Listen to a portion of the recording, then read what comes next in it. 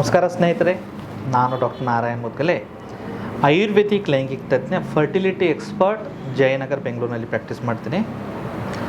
ಇವತ್ತಿನ ವಿಷಯ ಏನಂದರೆ, ನನ್ನ ಕ್ಲಿನಿಕ್ನಲ್ಲಿ ಎಷ್ಟೋ ಸತಿ ಕಪಲ್ಸ್ ಬರ್ತಾರೆ ಏನು ಫರ್ಟಿಲಿಟಿ ಚಿಕಿತ್ಸೆಗಾಗಿ. ಆವಾಗ ಅವ್ರ ವೈಫ್ದು ಒಂದೇ ಕ್ವೆಶನ್, ಸರ್ ನನಗೆ PCOD ಇದೆ, ಮುಂಚೆ ಒಂದು ಗೈನಕಾಲಜಿಸ್ಟ್ನ ತೋರಿಸಿದ್ದು, ನಾವು ಸ್ಕ್ಯಾನ್ ಮಾಡಿದ್ವಿ, ಸೊ ಅದು ಡೇಂಜರಾ ಸರ್, ಮತ್ತು PCOS ಮತ್ತು PCOD ಸೇಮ್ ಅಥವಾ ಎರಡು ಬೇರೆ ಬೇರೆ, ಮತ್ತದು ಟ್ರೀಟೇಬಲ್ಲ, ಯಾಕಾಗುತ್ತೆ, ಆಗಬಾರ್ದಂತ ನಾನು ಏನೇನು ಚೇಂಜಸ್ ಮಾಡ್ಬೋದು, ಆದರೆ ಅದಕ್ಕೆ ಚಿಕಿತ್ಸೆ ಏನು, ಎಲ್ಲ ವಿಷಯ ಬಗ್ಗೆ ಡೀಟೇಲಾಗಿ ಹೇಳ್ತೀನಿ. ವಿಡಿಯೋ ಲಾಸ್ಟ್ವರೆಗೆ ನೋಡಿ.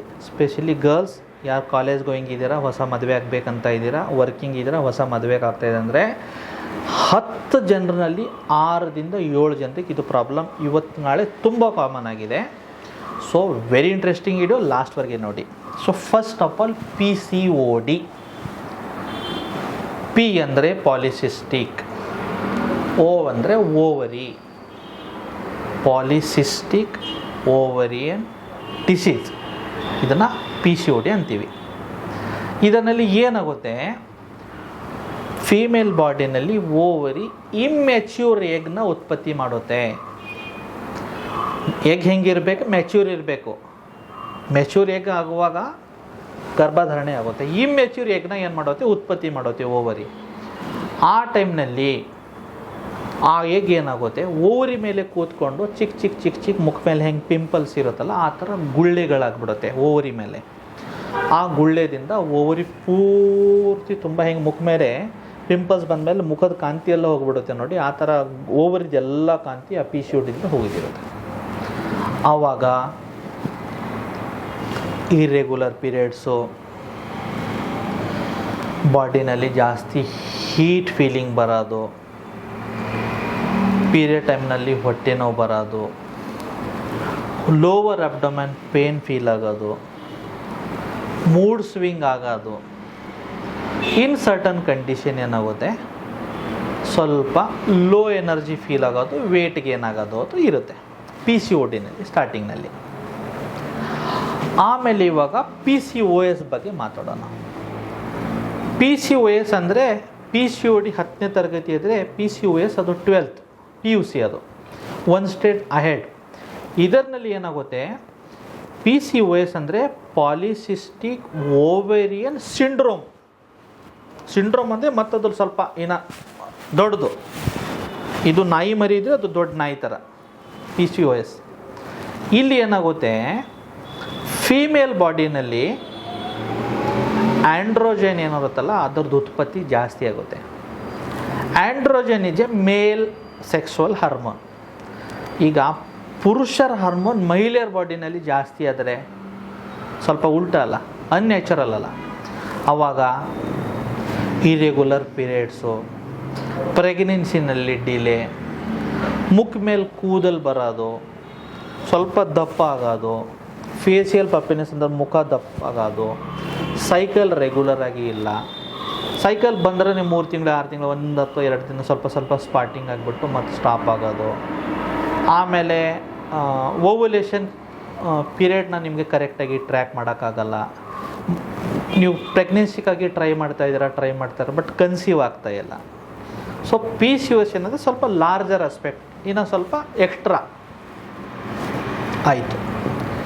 ಇವು ಎರಡು it is A life style disorder.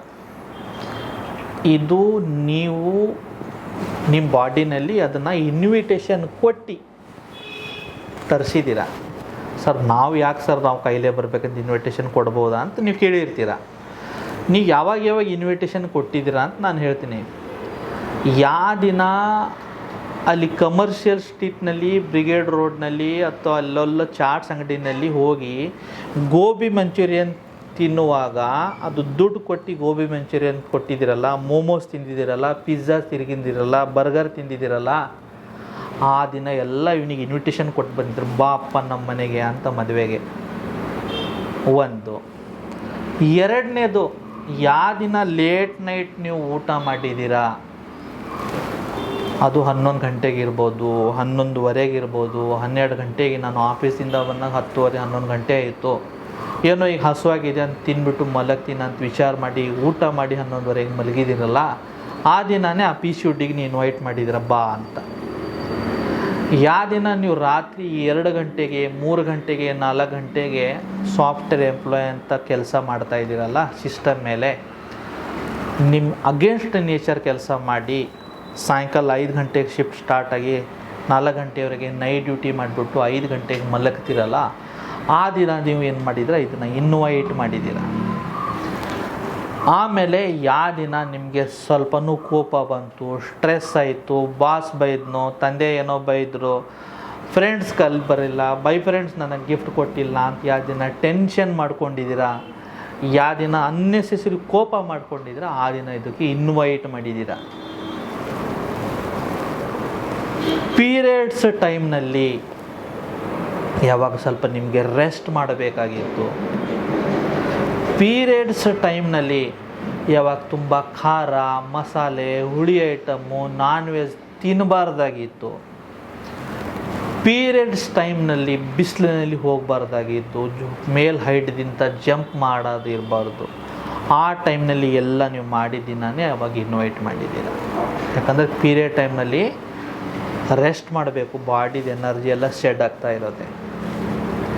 So ಇವೆಲ್ಲ ಪ್ರಾಬ್ಲಮ್ದೇನು ಏನಾಗಿದೆ, ಇದು ಇನ್ವಿಟೇಷನ್ ಕೊಟ್ಟು ತರಿಸಿದ ಕಾಯಿಲೆ PCOS ಮತ್ತು PCOD. ಸರ್ ಬರೀ ಹೆದರ್ಸ್ತಾ ಇದ್ದೀರಾ ಸರ್, ಆಯಿತು ತಪ್ಪಾಯಿತು, ಇವಾಗ ಏನು ಮಾಡಲಾ, ಇವಾಗ ಫರ್ದರ್ ಏನು ಮಾಡಲಿ ಸರ್ ಹೇಳಿ ಅಂತ ಒಂದು ಟಾರ್ಗೆಟ್ ಇಟ್ಕೊಳ್ಳಿ. ನೆಕ್ಸ್ಟ್ ಒಂದು 3 ಮಂತ್ಸ್ 6 ಮಂತ್ ನಾನು ಔಟ್ಸೈಡ್ ತಿನ್ನಲ್ಲ, ನೆಕ್ಸ್ಟ್ 3 ಮಂತ್ಸ್ 6 ಮಂತ್ ನಾನು ಪ್ರಾಪರ್ 7 to 8 hours ಮಲಗ್ತೀನಿ. ನೆಕ್ಸ್ಟ್ ಒಂದು 6 ತಿಂಗಳು ಹೆಲ್ದಿ ಫುಡ್ಡು, ಅದರಲ್ಲಿ ಮೊಳಕೆಗೆ ಹೊಡೆದಿದ್ದ ಕಾಳುಗಳು ಸ್ಪ್ರೌಟ್ಸ್ ಇರ್ಬೋದು, ನಾಟಿ ಹಸುವಿನ ತುಪ್ಪ ಇರ್ಬೋದು, ಅದು ದಾಳಂಬ್ರೆ ಇರ್ಬೋದು, ಫ್ರೆಶ್ ಗ್ರೀನ್ ವೆಜಿಟೇಬಲ್ಸ್ ಇರ್ಬೋದು, ಮನೆ ಊಟ ಅಂತ ತಿಳ್ಕೊಳ್ಳಿ. ಔಟ್ಸೈಡ್ ಊಟ ಅವಾಯ್ಡ್ ಮಾಡಿ. ಒಳ್ಳೆ ಆಹಾರ, ಒಳ್ಳೆ ನಿದ್ರೆ, ಪೀರಿಯಡ್ಸ್ ಟೈಮ್ನಲ್ಲಿ ಪ್ರಾಪರ್ ರೆಸ್ಟ್, ಇಷ್ಟು ಮಾಡಿ ಈ ಪ್ರಾಬ್ಲಮ್ನ 80% ನೀವೇ ನ್ಯಾಚುರಲ್ಲಾಗಿ ಅದನ್ನು ಕಂಟ್ರೋಲ್ ಮಾಡ್ಬೋದು. ಒಂದು 20% ಕಾಯಿಲೆಗೆ ಮಾತ್ರ ನೀವು ಡಾಕ್ಟರ್ ಹತ್ರ ನಮ್ಮ ಥರ ಯಾರೋ ಪ್ರಾಕ್ಟೀಸ್ ಮಾಡ್ತಾ ಇದ್ದಾರಲ್ಲ ಅವ್ರ ಹತ್ರ ಹೋಗ್ಬೋದು. ಅದು ಯಾಕೆ, ಸ್ವಲ್ಪ ವೇಟ್ ಗೇನ್ ಆಗ್ತಾಯಿದೆ, ಮುಖ ಮೇಲೆ ಪಿಂಪಲ್ ಜಾಸ್ತಿ ಆಗಿದೆ, ಮುಖ ಮೇಲೆ ಪುರುಷರ ಥರ ಕೂದಲು ಕಾಣಿಸ್ತಾ ಇದೆ, ಆಮೇಲೆ ಓವರಾಲ್ ಸ್ವಲ್ಪ ಪೀರಿಯಡ್ ಟೈಮ್ನಲ್ಲಿ ಕರೆಕ್ಟಾಗಿ ಬ್ಲೀಡಿಂಗ್ ಆಗ್ತಾಯಿಲ್ಲ ಅಂದರೆ ಅವಾಗ ಏನು ಮಾಡಬೇಕು, ಯಾವುದೋ ಗೈನಕಾಲಜಿಸ್ಟ್ ಹತ್ರನೋ ಆಯುರ್ವೇದಿಕ್ ವೈದ್ಯರ ಹತ್ರನೋ ಹೋಗ್ಬಿಟ್ಟು ಚಿಕಿತ್ಸೆ ಪಡಬೇಕು. ಮತ್ತೊಂದು ಇದರಲ್ಲಿ ಏನು ಹೇಳ್ತೀನಿ, ತುಂಬ ಜನ ಏನು ಮಾಡ್ತಾರೆ, ಇಮ್ಮಿಡಿಯೇಟ್ಲಿ ಹಾರ್ಮೋನಲ್ ಥೆರಪಿ ಕೊಡೋಕ್ಕೆ ಸ್ಟಾರ್ಟ್ ಮಾಡ್ತಾರೆ. ನ್ಯಾಚುರಲ್ ಹಾರ್ಮೋನ್ಸ್ನ ಬಾಡಿನಲ್ಲಿ ನಾವು ಡಿಸ್ಟರ್ಬ್ ಮಾಡಬಾರ್ದು. ಎಷ್ಟಾಯ್ತು ಅಷ್ಟು ನ್ಯಾಚುರಲಿನೇ ಅದನ್ನು ರೆಡಿ ಮಾಡೋದು ಪ್ರಯತ್ನ ಮಾಡಬೇಕು. ಲೈಫ್ ಸ್ಟೈಲ್ ಮಾಡ್ಯುಲೇಷನ್ನು, ಸರ್ಟನ್ ಆಯುರ್ವೇದಿಕ್ ಮೆಡಿಸಿನ್ಸ್ ಇರುತ್ತೆ. ಆಯುರ್ವೇದಿಕ್ ವೈದ್ಯರ ಸಲಹೆ ತೊಗೊಂಡ್ಬಿಟ್ಟು ಒಂದು ಶತಾವರಿ ಅಂತ ಪೌಡರ್ ಸಿಗುತ್ತೆ.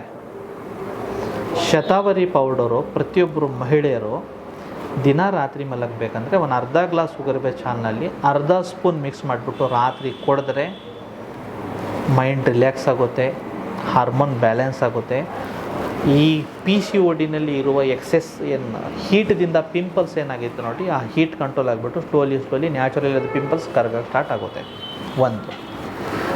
ಎರಡನೇದು ಏನು ಮಾಡಬೇಕು, ಈ ಧನಿಯಾ ಬೀಜಗಳು ಸಿಗುತ್ತೆ. ದಿನ ರಾತ್ರಿ ಮಲಗಬೇಕಂದ್ರೆ 1 ಗ್ಲಾಸ್ ನೀರಿನಲ್ಲಿ 1 ಸ್ಪೂನ್ ಧನಿಯಾ ಬೀಜ ನೆನೆ ಹಾಕಿ ಬೆಳಗ್ಗೆ ಎದ್ದ ತಕ್ಷಣ ಬ್ರಷ್ ಆದಮೇಲೆ ಅದು ಧನಿಯಾ ಬೀಜ ನೀವು ಏನು ಮಾಡಿ, ಅದು ರಸ ಏನು ಇದೆಯಲ್ಲ ಅದು ರಸ ಕುಡೀರಿ, ಬೀಜ ಬೀಸಾಕ್ಬೇಡಿ. ಅದರದಿಂದನೂ ಏನಾಗುತ್ತೆ, ನಿಮ್ಮ ಬಾಡಿನಲ್ಲಿರುವ ಎಕ್ಸೆಸ್ ವೇಟ್ ಕಡಿಮೆ ಆಗಿಬಿಡೋದು. ಮೂರನೇದು, ಆಹಾರನಲ್ಲಿ ಸ್ವಲ್ಪ ಫೋಲಿಕ್ ಆ್ಯಸಿಡ್ ಅಂಶ ಜಾಸ್ತಿ ತೊಗೊಳ್ಳಿ. ಪಾಲಕ್ ಸೊಪ್ಪು ಇರಬಹುದು, ಮೆಂತ್ಯ ಸೊಪ್ಪು ಇರಬಹುದು, ದಾಳಂಬ್ರೆ ಇರಬಹುದು, ರೆಡ್ ಕಲರ್ ಐಟಮ್ ಏನೇನಿದೆಯಲ್ಲ ಅದರಲ್ಲಿ ಸ್ವಲ್ಪ ಫೋಲಿಕ್ ಆ್ಯಸಿಡ್ ಅಂಶ ಜಾಸ್ತಿ ಇರುತ್ತೆ. ಬೇರೀಸ್ ಇರ್ಬೋದು, ಸ್ಟ್ರಾಬೆರೀಸ್ ಇರ್ಬೋದು, ಅದು ಸ್ವಲ್ಪ ರೆಗ್ಯುಲರಾಗಿ ತೊಗೊಳ್ಳಿ. ಡೈಲಿ ಸ್ವಲ್ಪ ಯೋಗ ಮತ್ತು ಪ್ರಾಣಾಯಾಮ ಮಾಡಿ. ಯೋಗ ಪ್ರಾಣಾಯಾಮ ಯಾಕಂದರೆ ಮೈಂಡ್ ರಿಲ್ಯಾಕ್ಸೇಷನ್ಗೆ, ಸ್ಟ್ರೆಸ್ದಿಂದ ಆಗುವ PCODನಲ್ಲಿ ಯೋಗ ಪ್ರಾಣಾಯಾಮ ಇಸ್ ದ ಬೆಸ್ಟ್ ಮೆಡಿಸಿನ್.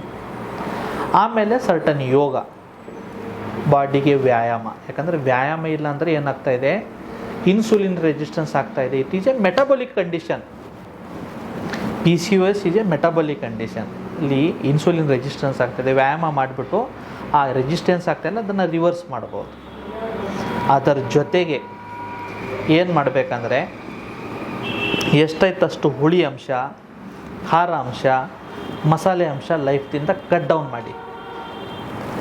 ನಾಟಿ ಹಸುವಿನ ತುಪ್ಪ ಆಯುರ್ವೇದದಲ್ಲಿ ಏನು ಹೇಳ್ತಾರೆ, ಇದನ್ನು ಅಮೃತ ಅಂತ ಹೇಳಿದ್ದಾರೆ. ಅದರ ವರ್ಣನೆ ಹೇಳುವಾಗ ಏನು ಹೇಳ್ತಾರೆ, ಘೃತಂ ಪಿತ್ತ ಅನಿಲಹರಂ ರಸಶುಕ್ರ ಓಜಸಂ ಹಿತಂ ನಿರ್ವಾಪಕಂ ಮೃದುಕರಂ ಸರ್ವರೋಗ ವಿನಾಶಕಂ. ಅಂದರೆ ಘೃತ ಏನಿದೆಯಲ್ಲ, ಪಿತ್ತ ಮತ್ತು ವಾತ, ನಿಮ್ಮ ಬಾಡಿನಲ್ಲಿ ಎಕ್ಸೆಸ್ ಹೀಟ್ ಮತ್ತು ವಾತ ಅದನ್ನು ಕಂಟ್ರೋಲ್ ಮಾಡುತ್ತೆ. ರಸ ಶುಕ್ರ ಓಜಸಂ ಹಿತಂ ಅಂತ ಇದೆ. ಇದು ಏನಂದರೆ ರಸಧಾತುದಿಂದ ಶುಕ್ರಧಾತು ಮತ್ತು ಓಜ ಇದನ್ನು ನರಿಷ್ ಮಾಡ್ತಾ ಇದೆ. ಫಿಮೇಲ್ ಬಾಡಿನಲ್ಲಿ ಶುಕ್ರ ಅಂದರೆ ಅದೇ ಎಗ್ಗು, ಅದನ್ನು ಇಂಪ್ರೂವ್ ಮಾಡ್ತಾ ಇದೆ. ಸೊ ತುಪ್ಪ ತೊಳೆದು ಹೇಗೆ ವಿಶೇಷತೆ ಅಂದರೆ, ಬೆಳಗ್ಗೆ ಏನು ಮಾಡಬೇಕು, ನೀವು ಖಾಲಿ ಹೊಟ್ಟೆಯಿಂದ ಬ್ರಷ್ ಆದಮೇಲೆ 1 ಗ್ಲಾಸ್ ಚೆನ್ನಾಗಿ ನೀರು ಕುದಿಸಿ, ಅದರಲ್ಲಿ 1 ಸ್ಪೂನ್ ನಾಟಿ ಹಸು ತುಪ್ಪ, ನಾಟಿ ಹಸುವಿನ ತುಪ್ಪ ಮಾತ್ರ ಚೆನ್ನಾಗಿ ಬಿಸಿ ಬಿಸಿ ನೀರಿನಲ್ಲಿ 1 ಸ್ಪೂನ್ ತುಪ್ಪ ಹಾಕಿ ಅದು ಮಿಕ್ಸ್ ಆಗಲಿ. ಸ್ವಲ್ಪ ನೀರು ಹಾರಾದಮೇಲೆ ಸ್ಲೋಲಿ ಸಿಪ್ ಬೈ ಸಿಪ್ ತೊಗೊಳಕ್ಕೆ ಸ್ಟಾರ್ಟ್ ಮಾಡಿ. ಇದರಿಂದ ನಿಮ್ಮ ಬಾಡಿನಲ್ಲಿ ಪಿತ್ತ ಮತ್ತು ವಾತ ಕಂಟ್ರೋಲ್ ಆಗುತ್ತೆ, ಮೆಸ್ಟ್ರೋಲ್ ಸೈಕಲ್ ಕರೆಕ್ಟಾಗಿ ಬರುತ್ತೆ, ಓವರಿ ಮೇಲೆ ಎಕ್ಸೆಸಿನ್ ಹೀಟ್ದಿಂದ ಆಗುವ ಪಿಂಪಲ್ಸ್ ಇದೆಯಲ್ಲ ಅದೂ ರಿಸಾಲ್ವ್ ಆಗೋಕ್ಕೆ ಸ್ಟಾರ್ಟ್ ಆಗುತ್ತೆ. 3 ಮಂತ್ಸ್ನಲ್ಲಿ ಕಾಂಪ್ಲೆಕ್ಷನ್ನು, ಹೇರ್ ಗ್ರೋತು, ಓವರಾಲ್ ನಿಮ್ಮ ಬಾಡಿ ಸ್ಟ್ರೆಂತ್ ಚೆನ್ನಾಗಾಗುತ್ತೆ. ತುಂಬ ಜನರಿಗೆ ಈಗ ಹೆಲ್ತ್ ಕಾನ್ಷಿಯಸ್ ಇದ್ದವ್ರು ಏನಂತಾರೆ, ಸರ್ ತುಪ್ಪದಿಂದ ವೇಟ್ಗೆ ಏನಾಗಲ್ಲ ಅಂತ. 100% ಆಗಲ್ಲ. ನಾಟಿ ಹಸುನಲ್ಲಿ ಏನಿರುತ್ತಲ್ಲ, ಅನ್ಸ್ಯಾಚುರೇಟೆಡ್ ಫ್ಯಾಟ್ ಜಾಸ್ತಿ ಇರಲ್ಲ, ಫ್ಯಾಟ್ ಡೆಪೋಸಿಷನ್ ನಿಮ್ಮ ಬಾಡಿನಲ್ಲಿ ಜಾಸ್ತಿ ಇರಲ್ಲ. ಈಗ ಫಾರ್ ಎಕ್ಸಾಂಪಲ್ ಒಂದು ಫೀಮೇಲ್ ಆ್ಯಕ್ಟ್ರೆಸ್ ಬಗ್ಗೆ ನಾನು ಹೇಳ್ತೀನಿ, ಶಿಲ್ಪಾ ಶೆಟ್ಟಿ ಅಂತ, ಬಾಲಿವುಡ್ ಆ್ಯಕ್ಟ್ರೆಸ್ಸು. ದಿನ 1 ಸ್ಪೂನ್ ತುಪ್ಪ ತಿಂತಾರೆ. ಅವರು ವೇಟ್ ಅಪ್ರಾಕ್ಸಿಮೇಟ್ಲಿ ನಾನು 55ರಿಂದ 60 kg ಮಾತ್ರ ಇದೆ. ಒಂದು ರೋಲ್ ಮಾಡೆಲ್, ದಿನ 1 ಸ್ಪೂನ್ ತುಪ್ಪ ತಿಂತಾರೆ. ಸೊ ನೀವು ತುಪ್ಪ ತಿಂದ್ಬಿಟ್ಟು ಏನಿದೆಯಲ್ಲ, ಶಿಲ್ಪಾ ಶೆಟ್ಟಿ ಥರ ಆಗ್ಬೋದು. ತುಪ್ಪ ಚೆನ್ನಾಗಿ ಉಪಯೋಗಿಸಿ. PCOS ಏನೋ ಪ್ರಾಬ್ಲಮ್ ಇದೆಯಲ್ಲ, ದೊಡ್ಡ ಇಲ್ಲ, ಇದನ್ನು ಸುಮ್ಮನೆ ದೊಡ್ಡ ಮಾಡಿದ್ದಾರೆ. ಇದು ನಿಮ್ಮ ಲೈಫ್ ಸ್ಟೈಲ್ ಪ್ರಾಬ್ಲಮ್ಮು. ಲೈಫ್ ಸ್ಟೈಲ್ನ ಸರಿಪಡಿಸಿ, ನಿಮ್ಮ ಪ್ರಾಬ್ಲಮ್ ಅದು ಸೆಟಲ್ ಆಗಿಬಿಡುತ್ತೆ. 3 months to 6 month body time ತೊಗೊಳುತ್ತೆ.